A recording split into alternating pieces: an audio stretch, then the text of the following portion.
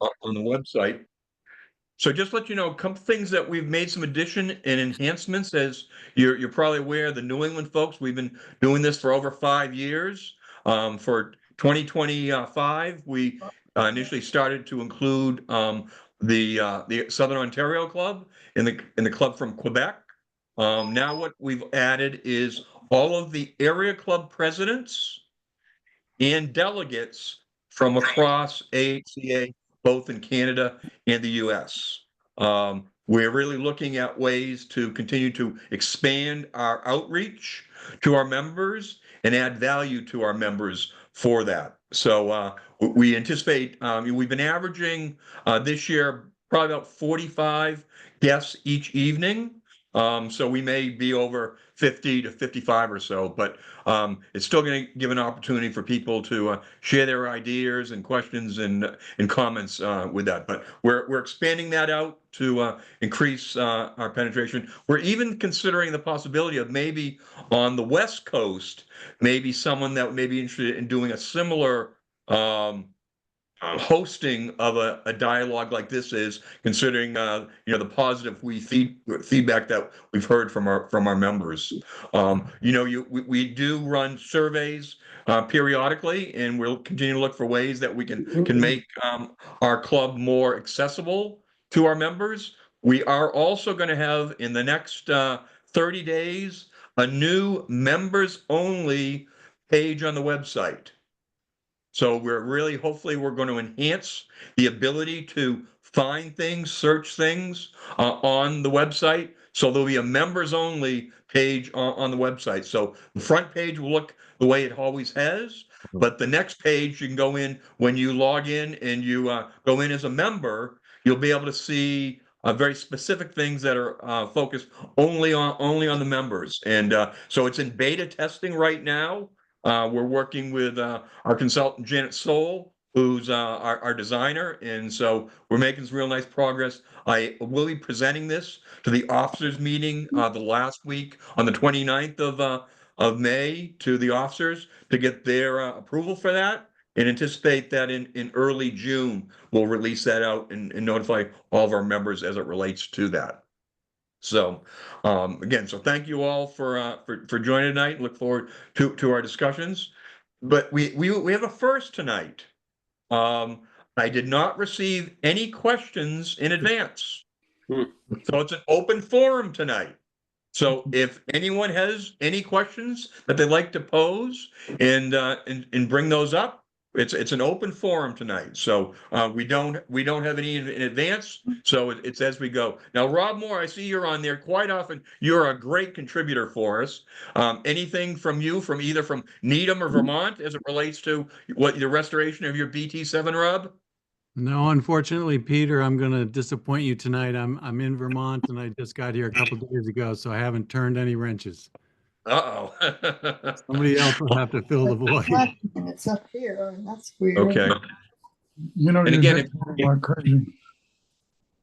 I'm sorry. I tried, but when I tried to. Hey, John May, I'm going to put you on mute.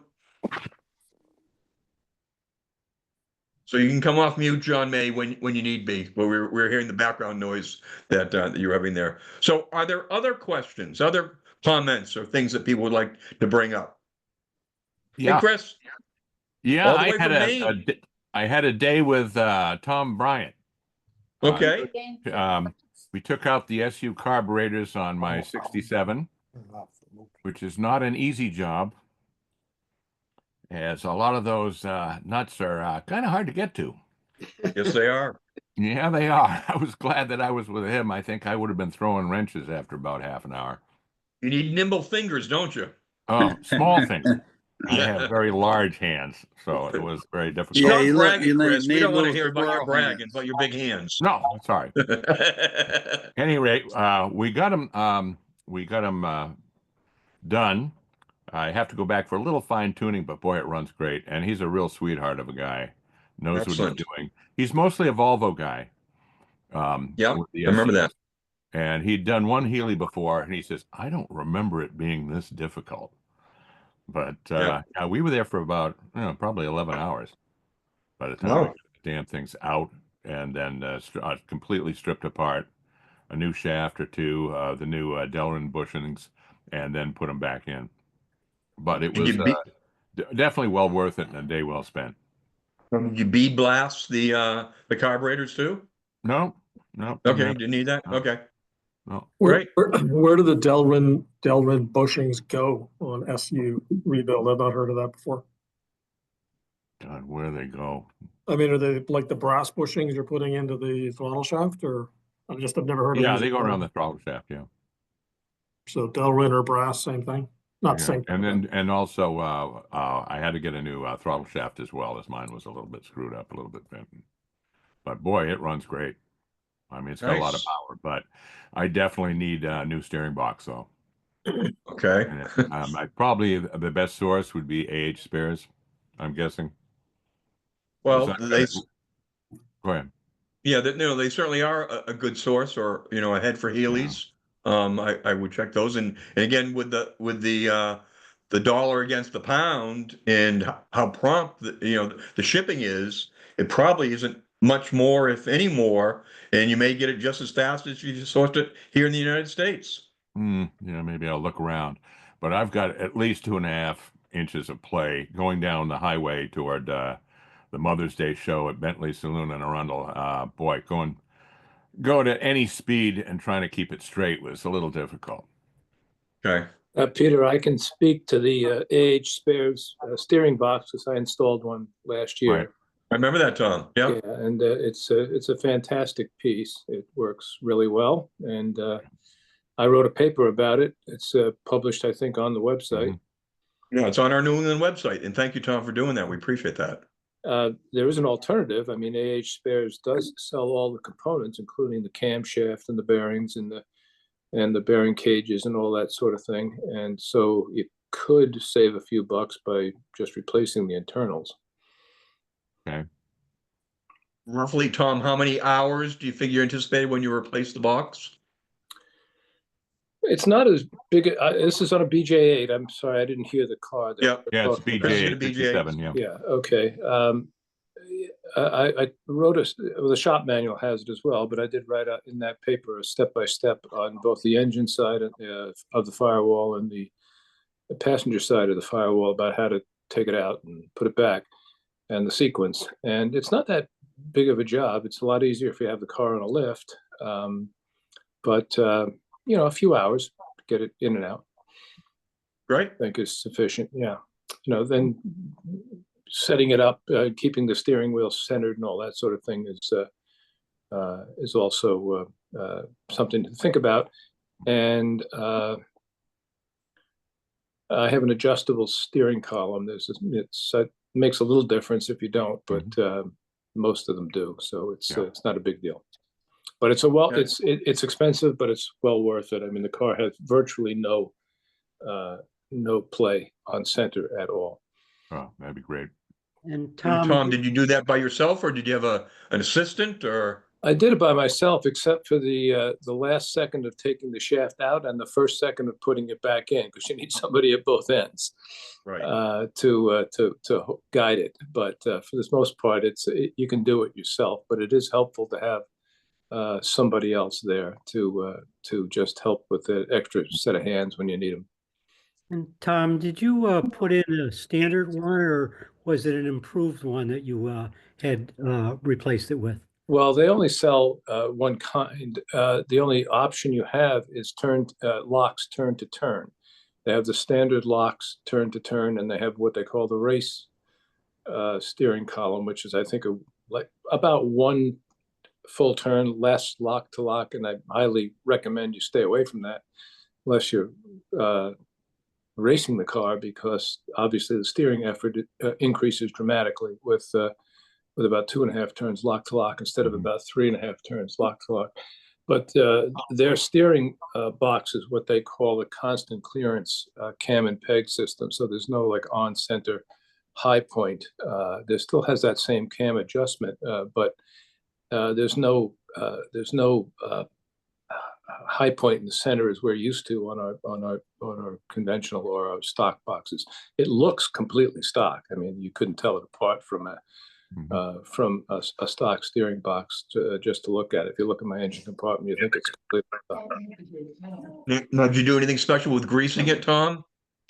I used the cornhead grease simply because I just got used to using that in the old leaky box. But I filled it with cornhead as opposed to conventional steering box fluid. Right. Good. Any of the other folks have any other discussions as it relates to steering boxes? Not steering boxes, but I've got a question for some other advice. Please, go ahead. This is John Miner. I'm with the Atlanta John. Austin-Healey Club. Thanks, And I've got a John. I've got a 1960 BT7, and I am facing changing or replacing the fan blower motor, which goes under the passenger side wing. And I'm curious to know if anybody knows of any tricks how to get all of the tubing, the vent tubing, etc. Is there a particular order in which things seem to work the best? I'm just looking for the voice of experience here. Great. I've not done that myself, John. Anyone can have John help him with placing that fan blower motor? Any tricks for doing that? I did mine with the engine out, so it's a whole lot easier to do it that way. I don't know. I've never tried to replace it or needed to with the engine in. So maybe I should take the engine out. Well, it gives you a lot more access and capability to work around. Once you get the engine and everything in there, you got pretty limited space. Yeah. Well, I'm finding that out. They sound a little bit over the top, but actually taking the right front fender off is the easiest way to do it. Yeah. No. You've Yeah, done, easier have than you pulling done the that? motor. Yeah. Yeah, it's Well, a that's lot true. easier than pulling the motor.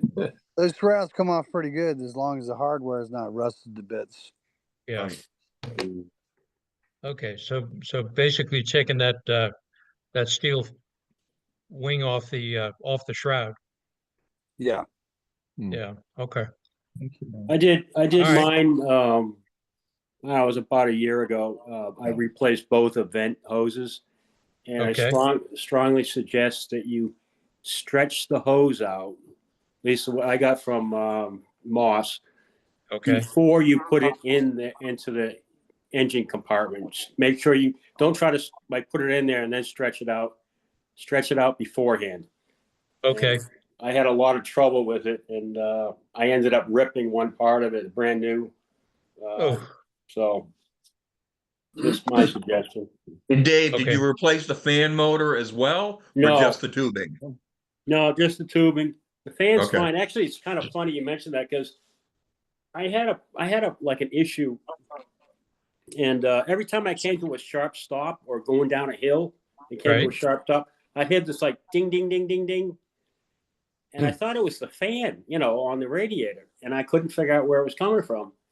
And I finally figured out what it is. It's coming from that fan blower, and it just from the inertia or whatever, it hits something in there. The thing, I mean, it's this huge fan. It doesn't do anything. I mean, if you feel the blower air coming out of the vent, it's nothing there. But the thing works. It's actually functioning. But at any rate, that's what that noise is. I figured that's what that noise is. Yeah. You Well, I intend- was getting a little bit different sound, and it's one that now that I know what's involved in taking it out and attempting to put it back in, I would have been much more tolerant of this very little noise it was making. But I should have left it alone. But Yeah. But no. If you Well, are trying to disassemble the scroll housing, the Bakelite part, right. very, very careful not to just start reefing on the 1030 or the 5/16 bolts or screws, Okay. because the nuts are into how would I describe it? There are cavities in the scroll housing, which Mm. essentially lock the nuts from turning. But if you crank on them, it'll and they're seized in the threads, it'll Right. crack the casing. So Okay. be very, very careful to be sure that you've got the nuts are free on the threads before you start cranking to get it undone. Thank you. Mm. That's I've got the old one out, Oh, and I've got the old fan motor out of the defective fan motor out of the housing. So I'm familiar with what you said. So I've got to be just as careful putting the new one on the housing. So yeah, thank you. that Baker light gets pretty brittle at times. And as Michael just pointed out there, you can strip those. Yeah, that's so you've made some Well, good progress already. So you got the old unit out without removing the motor or the fender. yes, Okay. yes, but it's kind of like carving a turkey. It's easy to carve it. It's tough to put it back together. Yeah, I like that. That's a good analogy, John. Yeah, What is it? you wouldn't want to do that anyway, right? You want to eat it. That's the next step. That's right. As That's it right. But says, you don't want to as eat a it says blower in motor. as it says in the manual, replacement is the replacement is the reverse of removal. Not. Yeah. Okay. Well, listen, thank you for all your counsel. You're right about the bake light. I did buy, in trying to find a replacement motor, I bought one from a guy in Canada, and he shipped it to me. He had the motor and the bake light housing all as one piece, and I wasn't going to quibble with him, and so he sent me the whole thing, and it arrived in a box, reasonably carefully packed, and the bake light housing was in about 5 or 6 pieces. Oh It had no. just so Oh, you guys are right on. It is very brittle at that age. Because so I've the gotten a little more brittle at my age too. So so the original Baker light from your blower motor, that one is okay. yes, it is. Yeah. Wow. Yeah. Too bad so the spare you were hoping to get came back as nothing. Yeah. Yeah. Well, But the that's a one I've got shame. is good. And the motor that came as part of what the guy sent works. He was a good guy. He did a video of the motor running and sent it Okay. to me before I bought it. So and anyway, And the motor still runs even though the Baker light disintegrated? yeah, well, I took what was left of the bake light off the motor Right. and ran it, and the squirrel cage worked fine and wasn't bent. It was just the bake Okay. light was just shattered.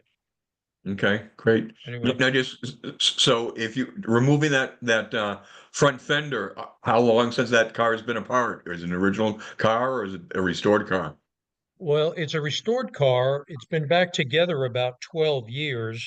Okay. I've had it since 68, but it was restored about 12 years ago. So, but it's garage kept, and I've got it on a lift. So I think it's doable. Yeah. You know, it's not as Yeah, much work as I'd the say engine. that's a good candidate to do that. That it shouldn't be bad at all. I mean, I've done Yeah. some on rusty cars, and you can get them off. I got a car out of Jersey one time that it was a BN4, and we had all 4 wings off the car with no problem. Okay. We didn't, Okay. break any bolts. We didn't, strip anything out. So I'd say you're in good shape. Well, thanks. I'll let you Just know on make a sure to future put report lots how of it goes. tape and blankets on those wings because I'm sure they're painted nice. Yes. And one little Yeah. oopsie, you know what that brings. Yeah. Yeah, I Lots of do. Brings a new paint job. tears. Yeah, that's exactly Now, right. so John, is this a job you're going to do in January? Because I can't believe you're going to need heat in Atlanta anytime this summer. No, I've passed the need for heat. Yeah. I'm planning ahead. I procrastinate, but I'm planning ahead. So maybe I won't procrastinate on this one. Great. That sounds good. So thanks for your help. I appreciate it. You're welcome. No, thanks for the question. That's the first time anyone's asked that question. So thanks, John, for doing that. Other questions? One Comments? thing, Hey, Ted, okay, go ahead, Bob Ewell. And Ted, Yeah, we'll come to you next. one thing I would add to that is we found it a lot easier to attach the hoses to the clamshell before you fasten it to the fender. Okay, that makes sense. And it is doable without removing the fender from the engine side, especially if you attach the hoses first. Okay. Because removing the fender, you also have to remove the door to get the fender off. Right. And then you've got to realign everything. Yeah, and the lights are going to come out, and it's not just undoing the 4 bolts at the bottom and the 3 at the top. Yeah. And the fender beading has to come out and go back in again. So, Anyway, so John, just let you know, that's Bob Ewell from Auto Farm. He's got a restoration business in Ontario. So Yeah. he's done a lot of these. Yeah, I know Bob and his wife from coming to Southeastern Classic a few times. So Great. Bob, hello and thank you. Hi, John. So Bob, would your advice be for John to try and do it without removing the wing? That's the way I would do it. Okay. Well, one of the questions, and I kind of I wondered if that would make sense, Bob, and I appreciate your comment. One of the hoses goes up and then goes through the firewall into the blower box inside the cockpit. And so to put all the vent piping, I would have to remove it from that vent box, pull it through the firewall, and mount it on the new housing before doing all that. I've not done that before. No. Is that pretty straightforward? No, that hose would stay in place. You just you put a string around the blower motor and hang it from your teeth, and then put the hoses on it. Oh, in okay. Use standard skyhook. Yeah, skyhooks procedure. well. Yeah. All right, I can do that. Okay, No, thank you all. I appreciate it. The hose doesn't have to be detached from the heater box. Okay. Are you going to use new hoses, John, or the existing hoses? Well, the hoses, when the car was restored, the hoses were new. Okay, so they seem to 12 be years old. Yeah, they seem to be in pretty solid shape, but that would be backup plan C. Right. I have to go to that. So anyway. Okay, great. Again, thank you. Thank you. Ted Cryer? Yeah, hi.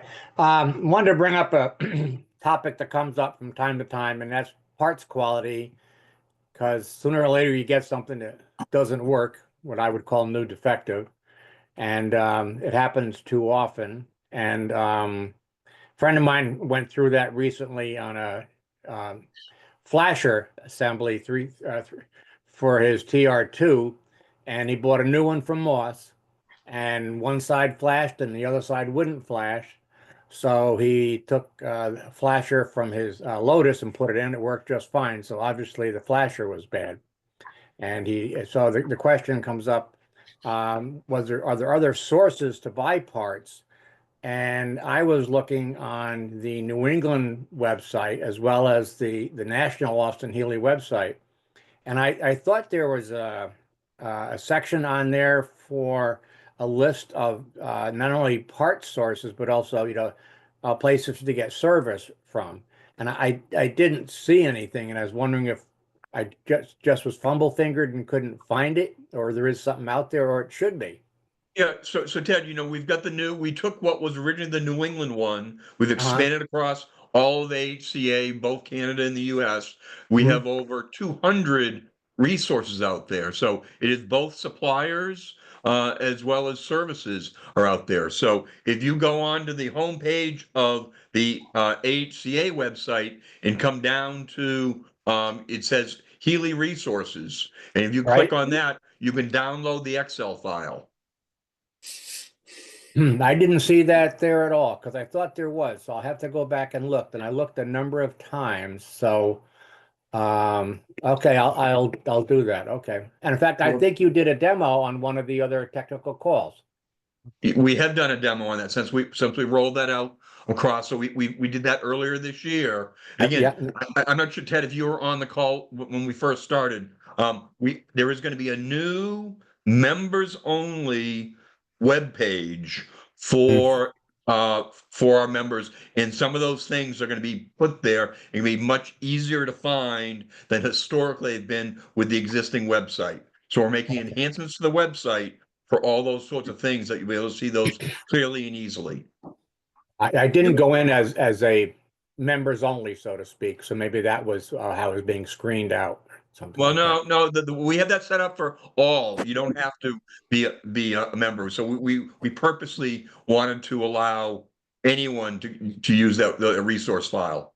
So we do have it protected, so you can't change the resource file. Sure, You can't modify it, but you can filter on it and you can sort on it. It's a standard Excel file that is protected, but you can, you can search for it. You can search by state or name or country. All those things are all sortable in that Excel file. Okay, good. Thank you very much. You're welcome. Ken Fleming, you had something you want to add? I have a different question. Great. You ready for it? Sure. This is for possibly Bob and Michael, Bob Abbott or Bob Ewell and Michael. On a BN6 or BN7 soft top frame, there are 2 screws on the bottom of the frame to adjust the frame height. It's only on the BN6 and BN7. Are those screws anything special? Is there a source for them? BT7 frames don't have them. It's only on the BN6 and BN7. And I've sent Peter a picture if you're not familiar with those screws. Just trying to find out if there's a source for them or if there's a special thread for them or whatever. I'll pull that up. Sorry, I didn't hear, Ken. I didn't hear the first part of your question. Can you just repeat that again? Where is the screw? On the BN6, BN7 top frame. They're on the bottom of a BN6 and BN7 2-seater top frame, and they're used to adjust the frame height when you put the top on. Only on the BN6, BN7, not on the BT7 or BN4. Where can you find those, and what are they, something special or? I'm assuming they don't show up on the Moss little diagram. They do not. Okay. I think they're just a regular quarter UNF, Ken. I don't think they're anything special. They're long though, aren't they? Yes, they are. Yeah, I think you need a full thread, like a 2-inch long full thread quarter B UNF, I think. And some that I've seen have a knurled edge on them, I guess for hand adjusting. Have you seen those, Mike? Or are they just, and they have a nut as well too. There's a lock nut. Yeah, there's a lock nut on them to lock them in place, but yeah, I think it's isn't the bottom just a regular hex? I don't think so. Oh, no, I'm not. Pete, can you put that picture up, Pete? You know what? For some reason, it won't let me. I see the file. It's a JPEG file you sent, Ken, and for some reason, it won't allow. Oh, I just got it. Okay, I can share it now. It took me a fair bit of time to get that. And also on those frames, they have a sleeve on it, a rubber sleeve. That's an example of one there. I don't know if you can see the screw at the bottom, but it also has that rubber sleeve, I guess, for protecting. And it's only on the BN6, BN7 that it has that sleeve and those screws. So is the white piece the sleeve, Ken? The white piece is like a rubber sleeve almost. Okay. And then the screw at the bottom is the adjuster screw, and you see it has a nut, lock on it. But it doesn't show. I haven't seen it in any parts books, original parts books, or on any of the other items that I've looked at, other catalogs I've looked at. Anyone with experiences with 6-cylinder 2-seat roadsters with top frames? I wish I was. There you go, Jay. And 300 to Michael, I 400 guess copies of those babies, man. Michael, I guess the purpose is for fitting, for adjusting the top, the height of the top frame when you're fitting the top on the car for better fit. Michael, that was to you. Mike Salter, you, He's on mute, I think. yeah, you are on mute, Michael. Michael, can you hear us? Bob, You're on mute. Bob, have you seen that or know of that? I can see it, and I've never seen a milled one. I've only ever seen hex-headed ones. Okay. And I don't think it's anything particularly special. Sorry, I lost the screen there. I agree with Bob. The only ones I've ever seen on the bottom that was a hex head. So Okay. I kind of, it is for adjusting the height of the frame to fitting the top. And it is only for the two-seater cars, is that correct? That's correct. Yeah. I think I've got one of those frames in my trailer, and I'm pretty sure it has a hex head on it. Wow. You mind sending me a photo whenever you get a chance? I will do. Or and maybe this, are you pretty sure about the size you mentioned? Or quarter UNF? Yeah, it's quarter UNF for sure. Yep. I'll check it and I'll send you a photo, Ken. All right, thank you. Okay, thank you both. Thanks, guys. I've never seen the rubber sleeve. Really? I've seen two separate ones that have the rubber sleeve on it. Yeah, I have seen the rubber sleeve as well. But it falls off pretty quickly. Yeah. And they were all painted kind of an old English white, the rubber sleeve. Really? Yeah. Well, obviously the top frames were all the same color. Yeah, top frames are the same color, but the rubber sleeve was white. Yeah. Interesting. And I'm assuming there's protection of scratching as you go in and out of the hole to take the top framing off. But they only use it on those cars. They didn't do it on a BT7 for some reason. Probably to stop it. It's probably to stop it rattling, Ken. True. Yeah. True. Yeah. Good point. Thank you. Okay. Other questions? Comments? Pete, I'd like to make a comment. Please. We had I needed some parts from Moss. They were back ordered. So I went to AH Spares, and they were kind enough to tell me that the shipping was going to be more than the parts. Wow. So I bagged that. This was just brackets for the muffler. And then I got them from Little British Cars. LBC. Yeah. And they came right away. So that was great. But the second question, which I don't know if Bob Abbott or anybody else might have an opinion on, but the BJ8 that I have, I bought from Mike Garvey, and Heritage did the interior. And when we were looking it over, there was no slit in the carpet behind the console to check the transmission fluid. So I don't know if anybody's seen that before, or if I'm missing something before I start cutting up the carpet. Any thoughts on that? So when you say a Heritage, so was this Jeff Chrysler or before he went on to Right Way, or was it? I thought it was Heritage in California and Canada that provided the interior. Okay. Well, Heritage. I used Heritage when I replaced the interior in my BJ8 a couple of years ago. Converted it from black to maroon on my golden beige car, and they don't cut holes in anything. Okay. Dashboard, seats, door panels. You have to cut the holes in everything. It's nerve-wracking. All right. So that's the answer, I think. I had to cut a hole in the carpet. I put a little flap, just to access that rubber cover for the trans oil, if that's what you're talking about. I'm sure that's what I'm talking about, Tom. Yeah. So that's great to know. Thanks. Yeah. I didn't want to start cutting up if there was some other thing I was missing. I was taken aback when I got everything back from them that I had to punch all the holes, because you get one shot at getting it right, as to where it is, because some of them are very visible if you get it wrong. Well, obviously this one's behind the console, so you're not going to see it if it's a problem. But right, yeah, and I have some custom panels behind the console that even enclose that area in, so you don't see it at all. Yeah. Thanks, Tom. Kevin, I want to second what you said about shipping costs from Austin-Healey Spares. I inquired what it would cost to ship the 3000 door trim, chrome door strip, top of the door, one piece, from England to Maine, and they wanted something like $70.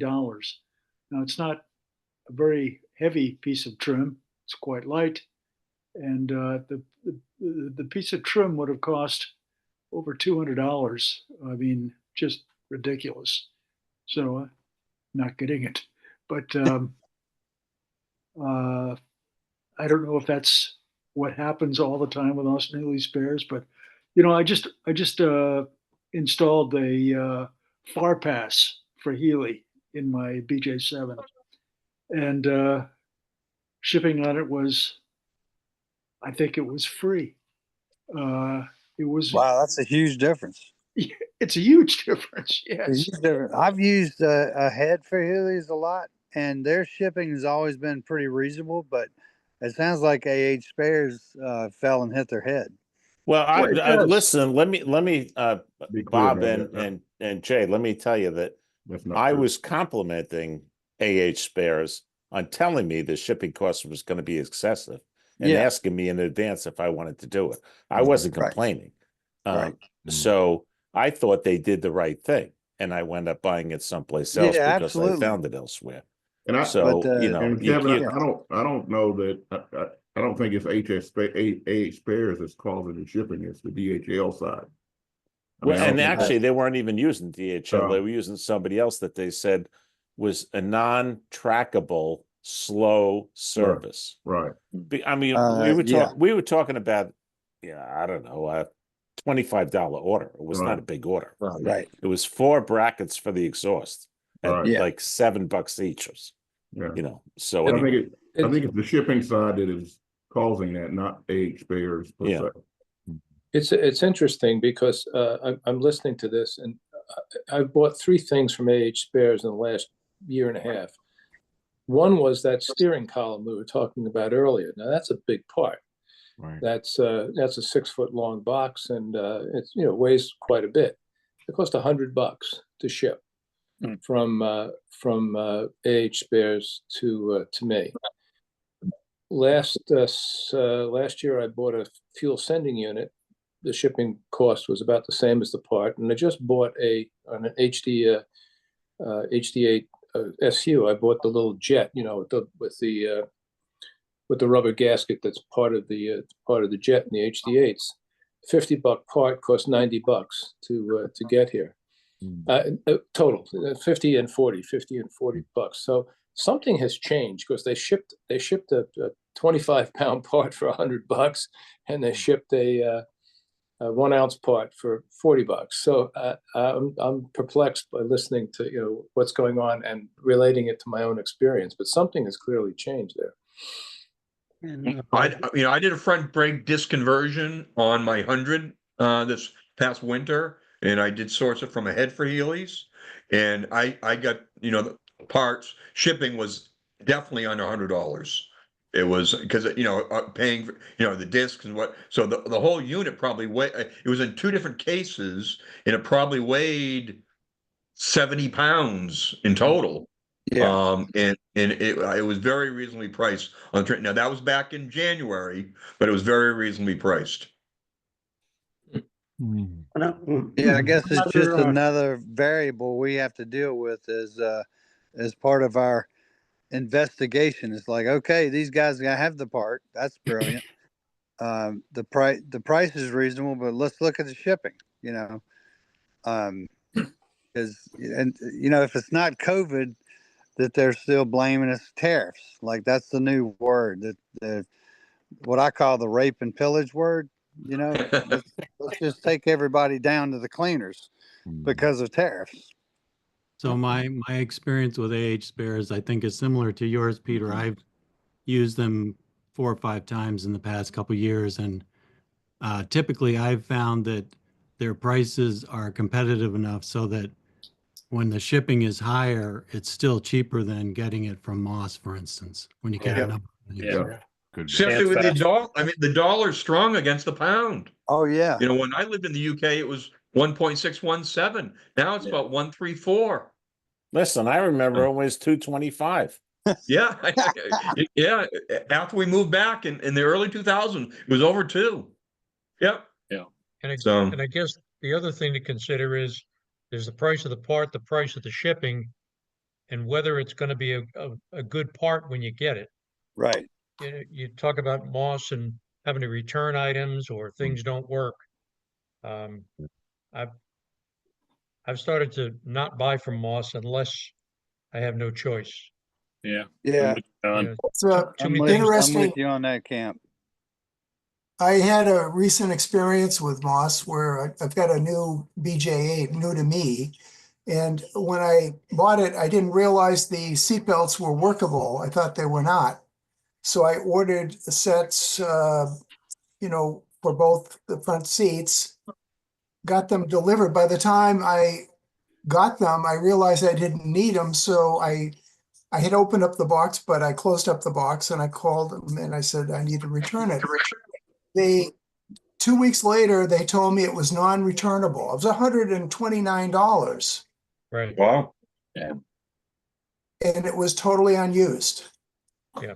So that's my first attempt to buy from Moss. I'm used to Amazon where you can get free returns and no problems at all, no questions asked. This is a different world.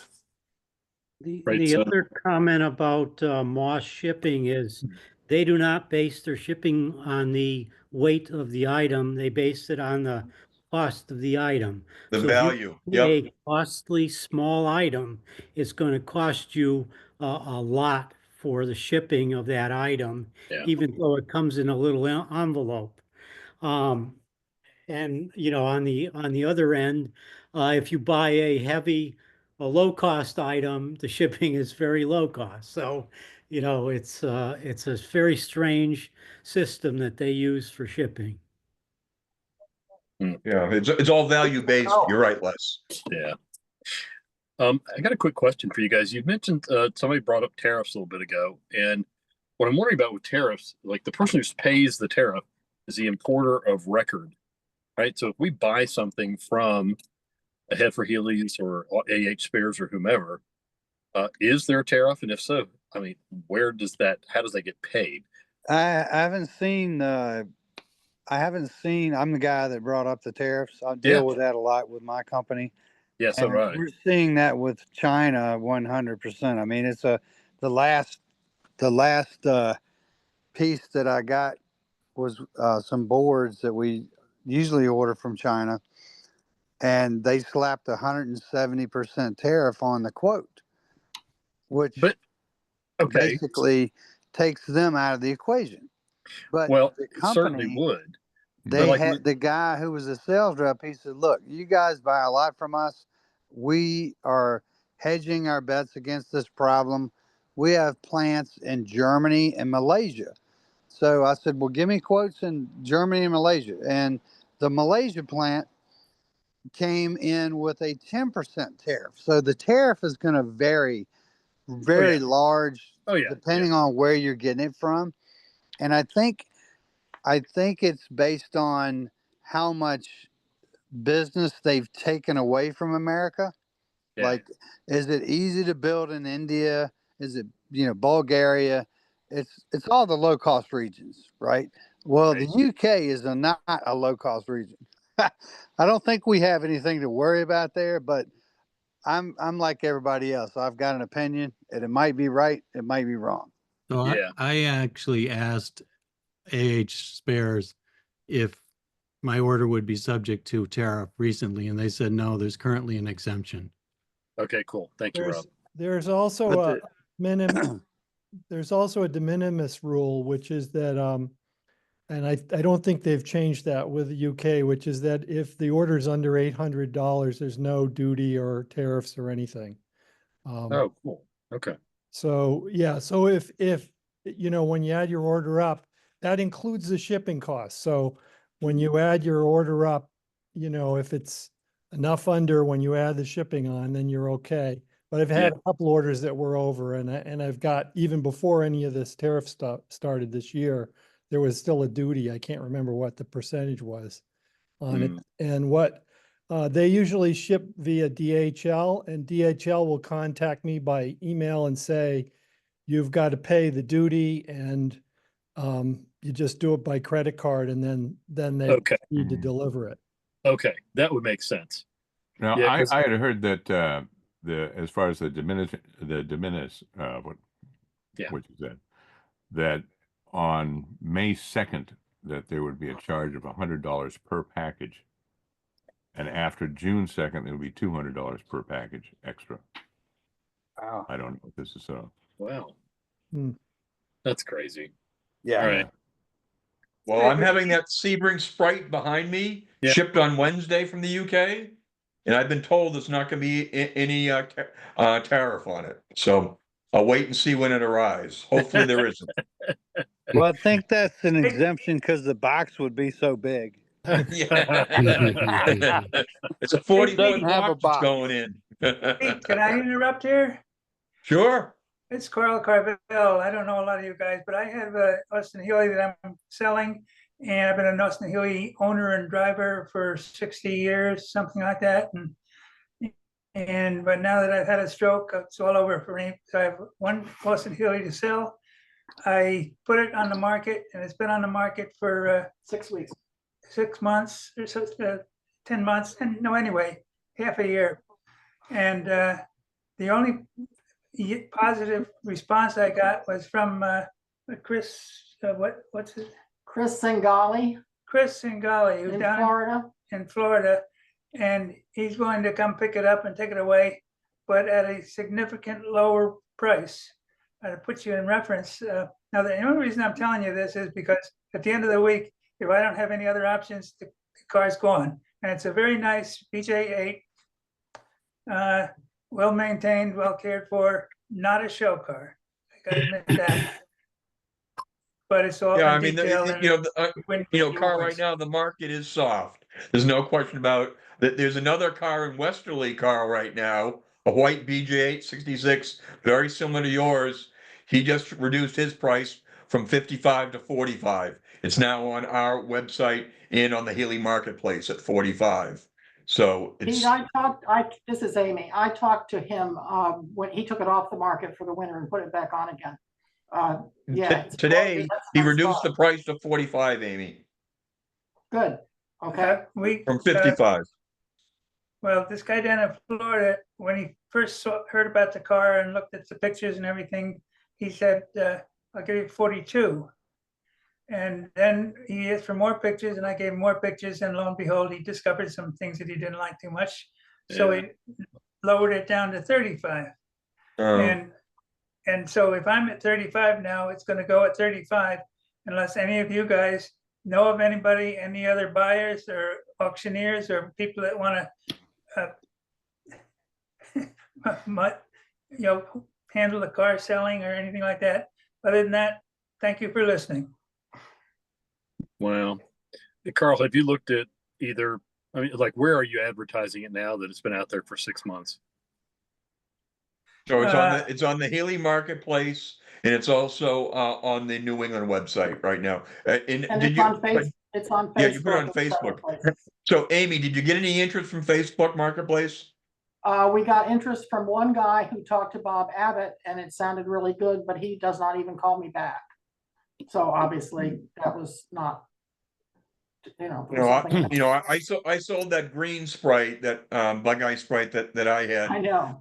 I was lucky. I had it up on Facebook Marketplace, had it sold in 48 hours at my asking price, And I lucked out. Now, ironically, I had two guys that were interested in the car. One of the guys is the one, he bought one from David Silverclight last week, and he's going to drive it from Connecticut to Oakland, California, and he's going to put it on a boat to go to Honolulu.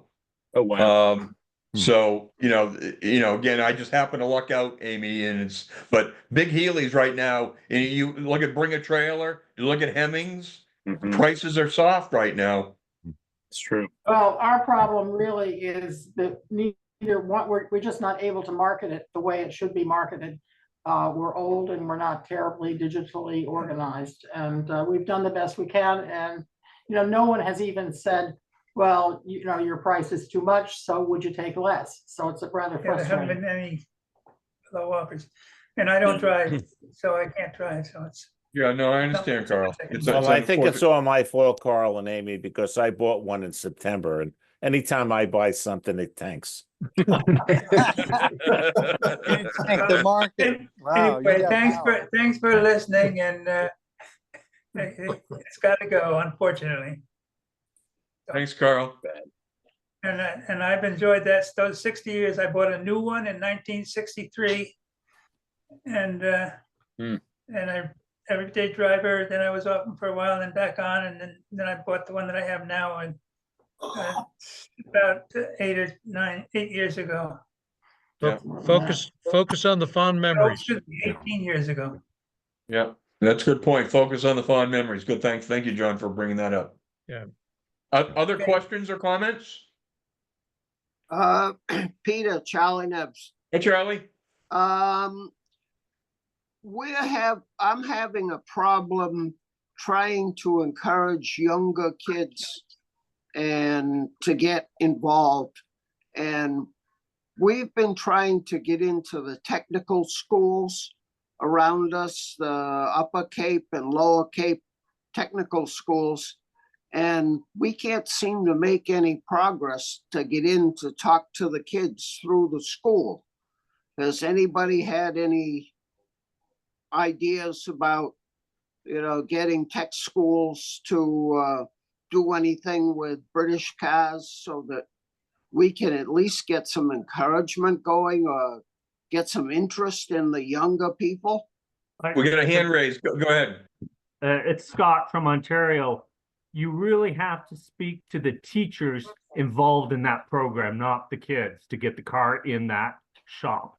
Yeah, we've talked to the teachers and they really haven't responded.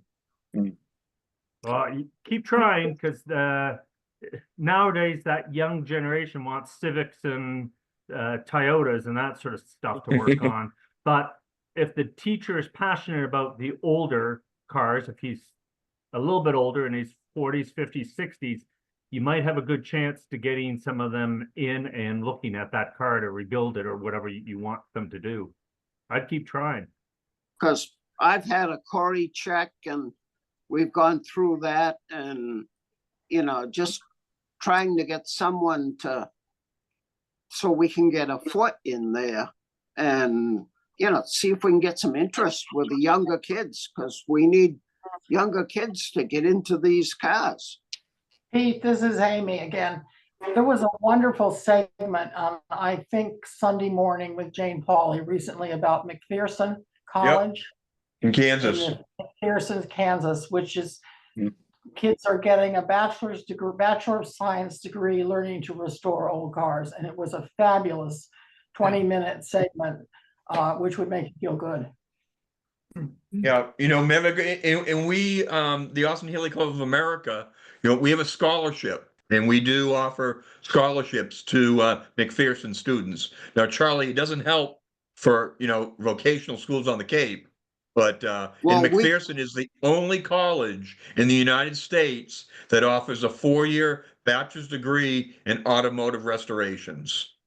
We donated $1,000 to each of these 2 schools every year. Yeah. We still haven't been able to get in. Wow. But can you define, Charlie, can you define what you mean by getting in?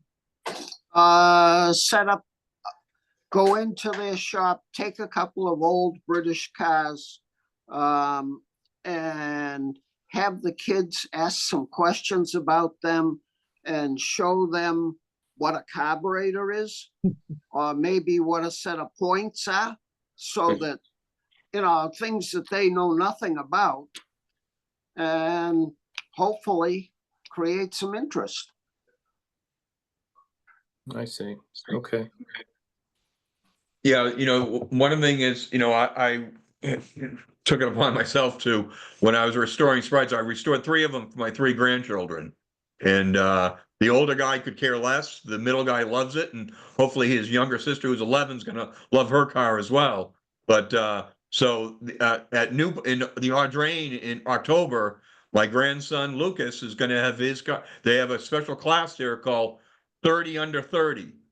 So it's for 30-year-old, you have to be 30 years young or younger, and your car has to be worth less than $30,000. And on Sunday, he met with Nick Waller, president of the Audrain Museum, and his car is going to be on the Concours on October 6th at the Breakers in Newport. So you know, hopefully he'll do well with that, and he'll enjoy the experience. Good, good. Peter, can I jump in here? Go ahead, Ken. Okay. I'm very active in the Vermont Automobile Enthusiasts. And what we do now, it has nothing to do with British cars in particular, but one of the things we do to get into the high school tech centers is we have what we call the Golden Wrench Award. And what we do, we work with the shop teacher to award one student, generally a junior, and we give them a $500 scholarship. And then when they become seniors, they can write an essay for an additional $1,000 to $1,500 under the circumstance if they go on to a either a welding school or further their education in automotive tech. Now, that doesn't necessarily mean they're going to do antique cars, but seeing as how we are an antique car club, we do have the opportunity to bring these older cars when we present this quote unquote Golden Wrench Award. And the students seem to really like it. So that might be something, you know, to ponder. Thank you. Yeah, no, that's great. And we've been doing this now for, I think, 12 years, and we've given out almost $300,000 in scholarships. Wow. That's great. That's really good, Ken. Yeah, thank you. No, thank you. Other questions or comments? Yeah, I've thought about this for a while. I'm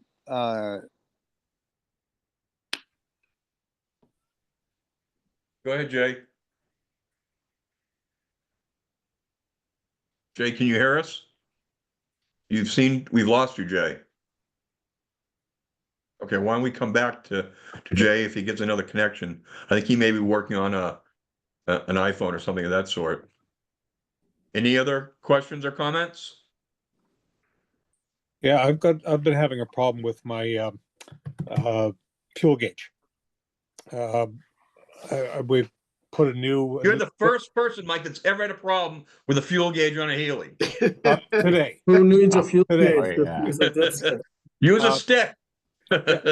Well, we put a new sender in, and I made sure it had its own dedicated ground, so it's a solid ground. Because normally it's grounded through the frame of through the tank itself to the mounting frame, and just pretty wonky stuff.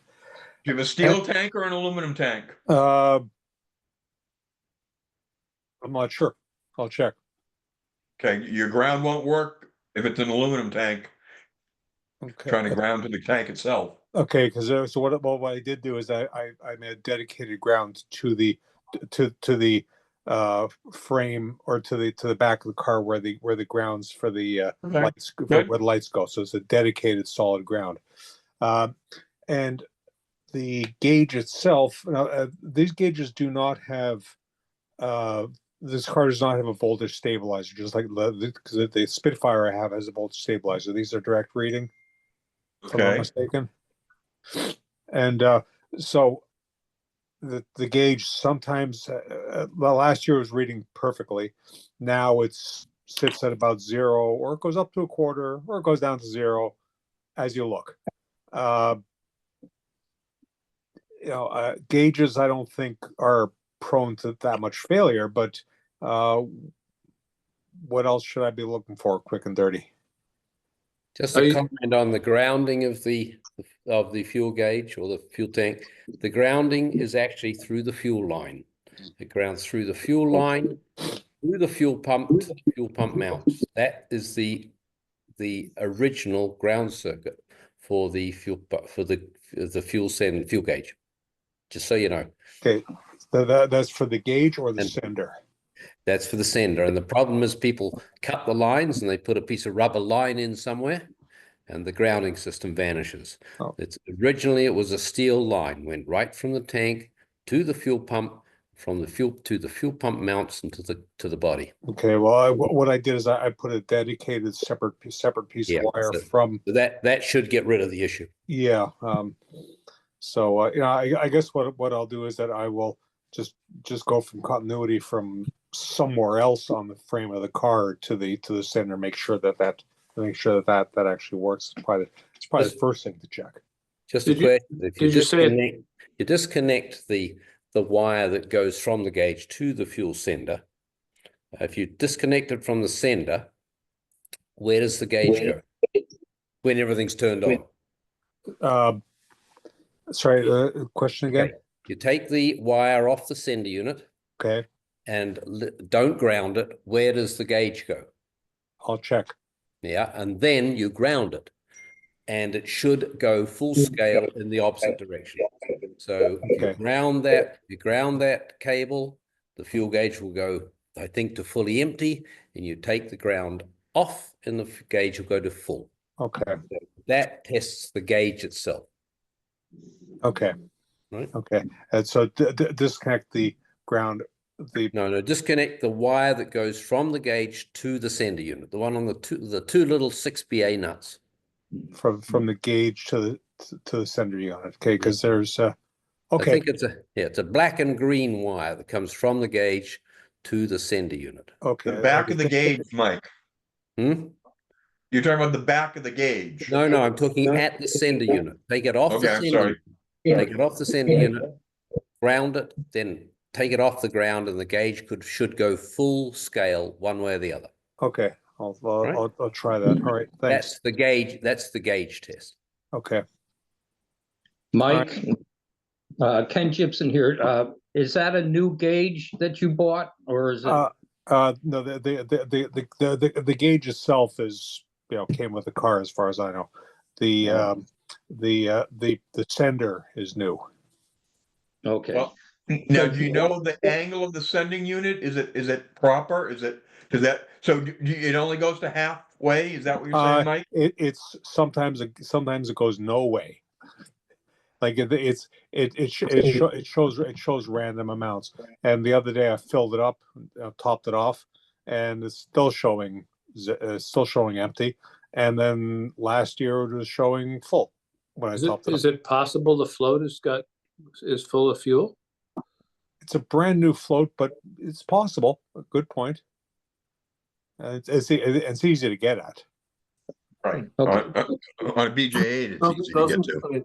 Doesn't it operate on resistance? And if you just put your ohm meter on it and move it up and down on your bench, I mean, Michael, you sound very knowledgeable, but I did that on a bug out.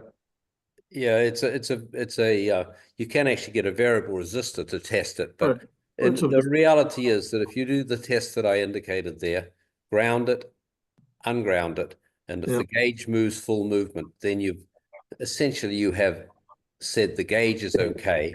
Then you need to concentrate on the sender unit. Okay.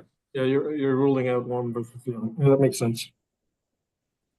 All right, I'll try that. So just disconnect the wire from the center and see what the gauge does.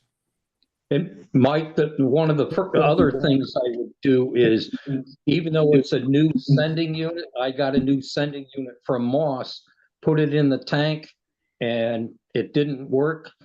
Pulled it out, and lo and behold, the plastic float had a hole in it, and it was full of gas, and it was brand new. Okay, well, if that's the case, and it's showing and it sank, it should show empty. So it's all right. That's okay. I told Moss about that plastic float years ago. The wire that goes around it ends in a sharp edge, sharp point. I bought one from them, and it also came to me cracked with a hole in it. Okay. But the Ford dealer has a brass float that's identical to that plastic float. Okay. I think I still have the one that we took out, which may have a brass one. Okay, well that's a good bit of data. Okay, I topped off the tank the other day, so I'll run it around for a while and then see what happens. Okay, good, thank you. So Mike, does your trip odometer work? Yes, it does. So I always set my trip odometer when I fill up. Yes, I do too. And always on the Spitfire, it's 200 miles. On this car, it seems to be about 100. Yeah. So okay. So the trip odometer or for an airplane, a watch is the best. Well, on the Healey, I use the trip odometer. Yeah. Okay. Yeah, and I'm finding about 100 miles. I just rebuilt the carbs, so I haven't really tested it that much. But now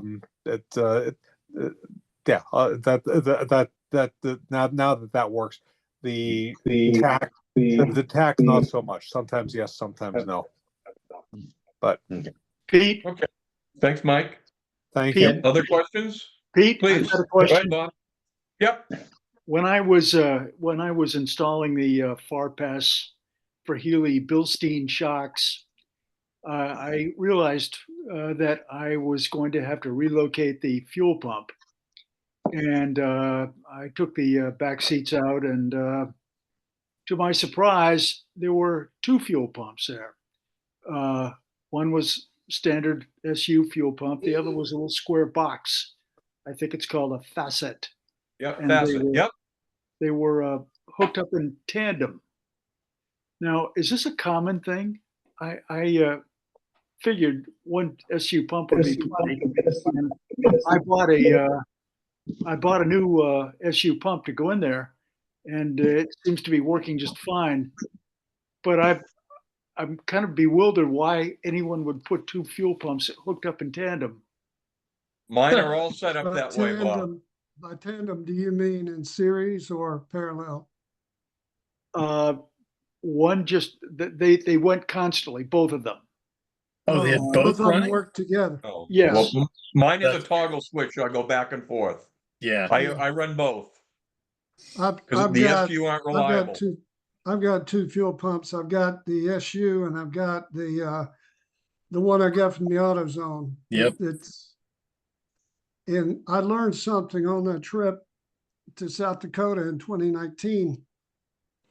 When I was coming back, we were coming back. I had joined that Northern States tour, and we got up into North Dakota, and I realized how close I was to Montana, and I wanted to go over there. So I broke off from that group, and I did a 160-mile loop and rejoined them later. But just as I got across the Montana line, I felt the car slowing down, and it wasn't responding to the gas pedal. And I finally realized what was going on, and I just reached under the dash and flipped the switch to the other pump, and off we went. Yep.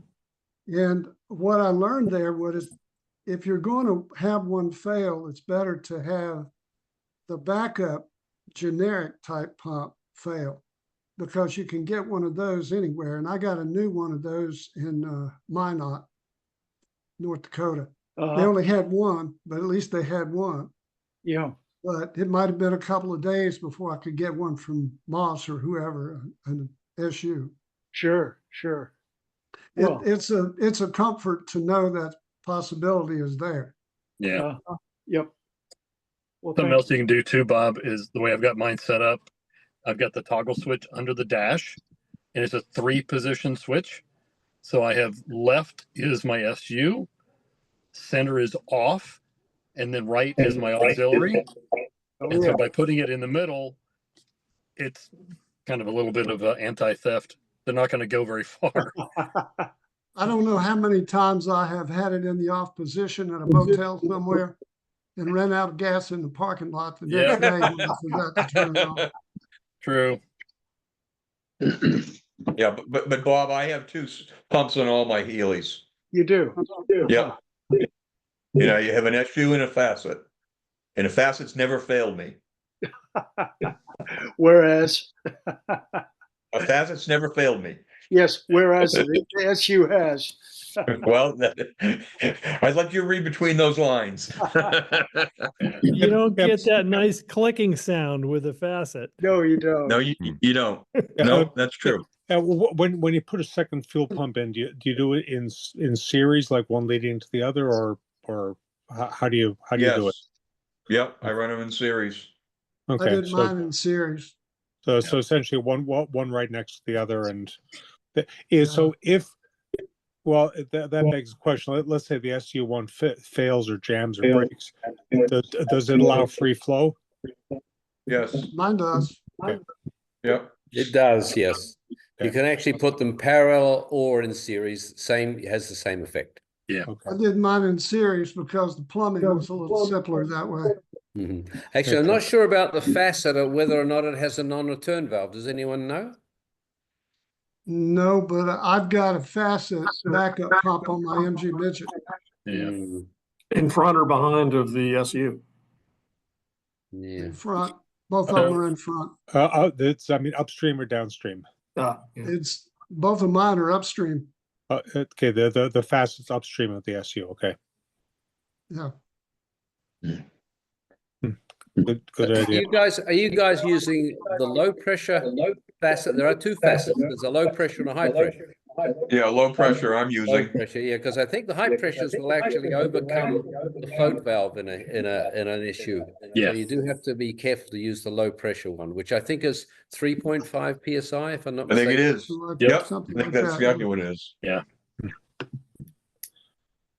So it's a nice comfort. Is Steve Byers just talked about it gives you comfort there, and Mark talked about with mine goes either or. It switches between them. I don't have that safety. Mine's on a tri-party switch, but it's just 2, and it's nice to know. And I move them around periodically, just so they both get use. I'll dock you 5 points in concourse. Yeah, you would. None of my cars are Concours. They've all had color changes. I'd like to bring one other thing up on that fuel gauge situation. Yeah.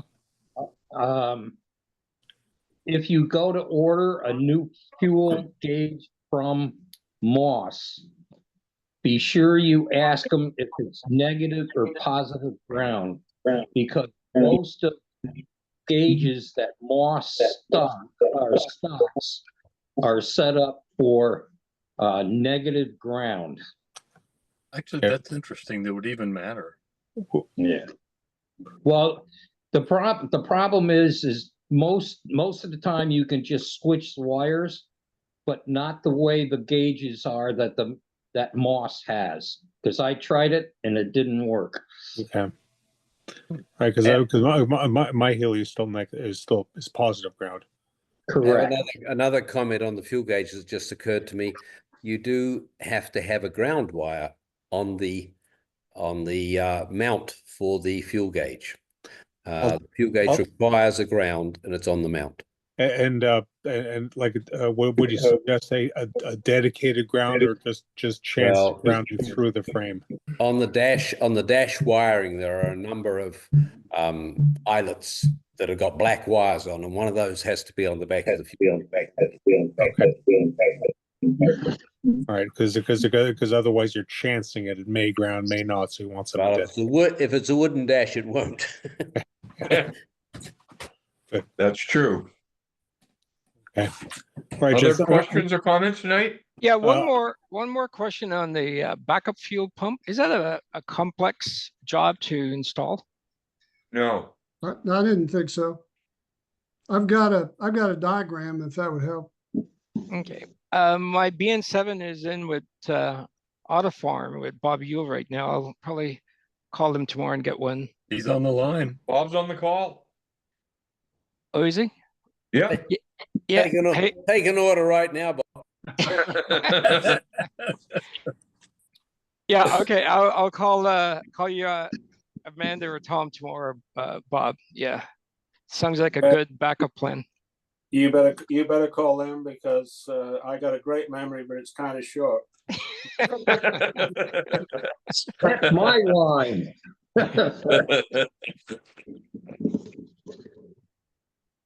So let me just share something that's coming up. The Greenwich Concours is coming up, and they have a class. The cars of Donald Healey. I was gonna share my screen again. Let me get back to that. So it's there are 8 cars in the class, and 6 of them are New England members. Let me see if I can pull this up. It's okay. Are you seeing my screen now? Oh yeah. Great. So Not yet. some may know that Donald Healey started with driving a Triumph. So there is a Triumph Southern Cross of 35 in the class, Healey Silverstone, a Nash Healey, a Sprite, a 100M, a Mark I, and a BJ8, and a Jensen Healey. So those are the cars. So this is the Greenwich Concours on June 1st. Pete, I don't see your shared screen. I don't know if everybody Oh, I'm else sorry. does. I saw someone said they saw it. My bad. Let me go back. Thanks, Kevin. Maybe it's me. I don't know, but no. Well, if no one saw that, doesn't help. Let me. Come on. I did see your email earlier, but I don't see it on the screen. Okay, let's see if it will. Here's a trivia question for you. What was the model of that Triumph? Southern Cross, it says. It was a Dolomite. Okay. Well, the one they're bringing, it shows and for some reason, my friends at Zoom are failing me at the moment. That Peter, that Triumph that's coming is Dennis Mancher's Triumph. Yes. Yeah, that's not a Dolomite. That's a Southern Cross. Yeah. That's been shown all over the country. That car. Okay. Who's Nash is coming, Peter? Do you know? I'm sorry. Who's Nash Healey's coming? Jack out of Mystic, Connecticut. I'm towing it there. Okay. That car is for sale right now. It's a coupe. It's on Healey Marketplace. It's for sale. It was his wife's father's car, and I apologize. It's not letting me share back to the website. But if you go on to the HCANE website, you can see I have all the classes there in the cars that are there. So that will be on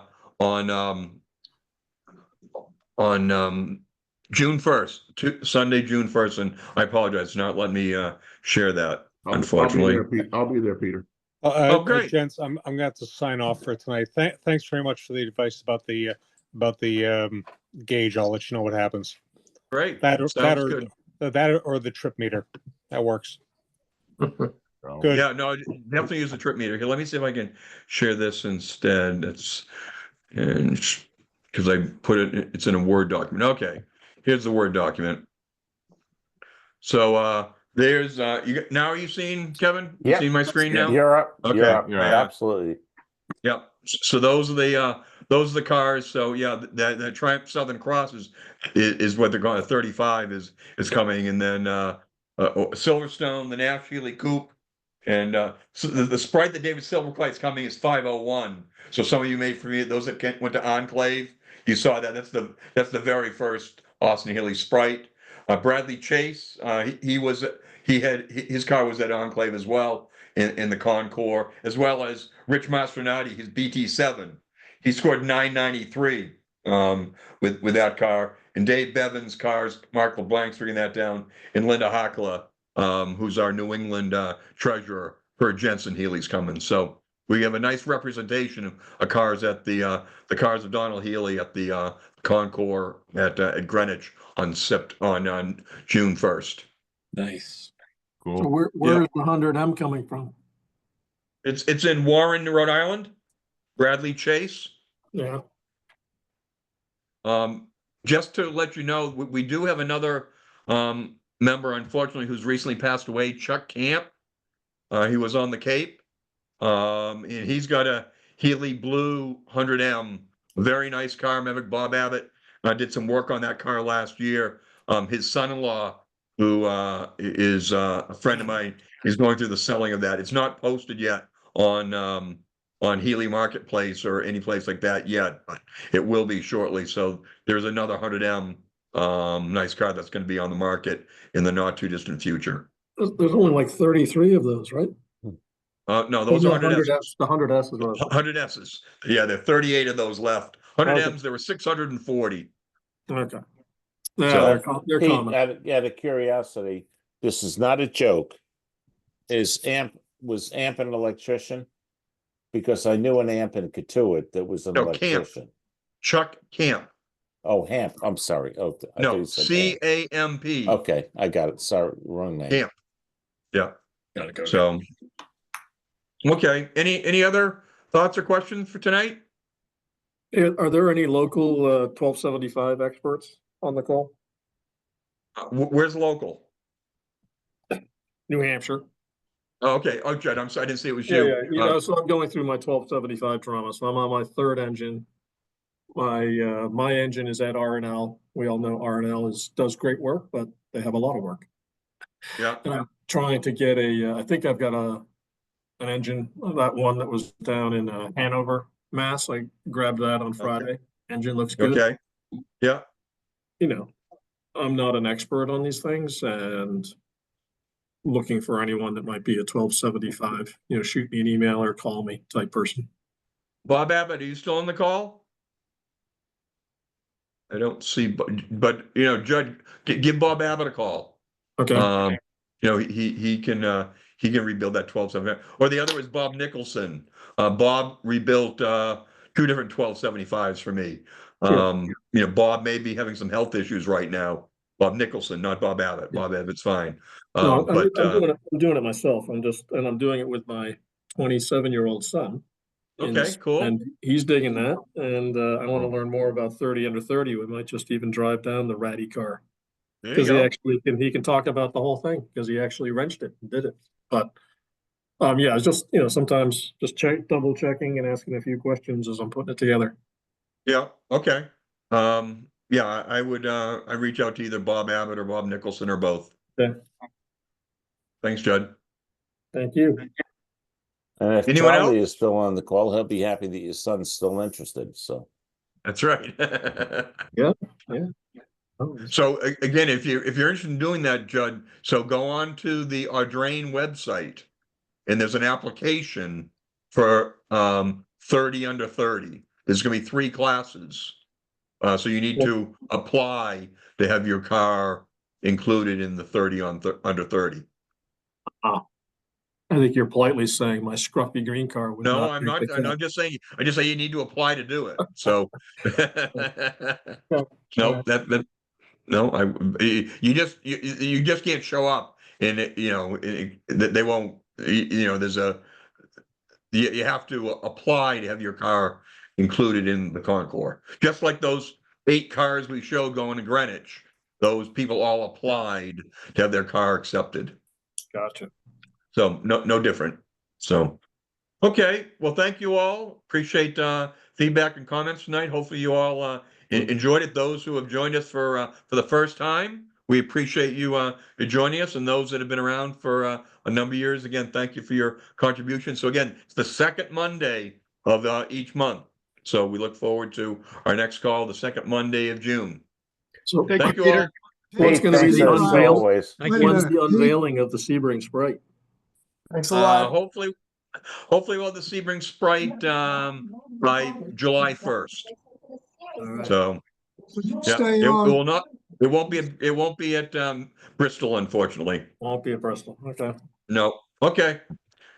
See you guys. Thanks, Steve Peter. Byers, wait a Thank minute. you. Would you stay on, please? Pete, Yep. Steve Byers, I have something I'd like to speak with you about. if you would Okay. stay Go ahead, on. Steve. It concerns the registry and Okay. the AHCA website.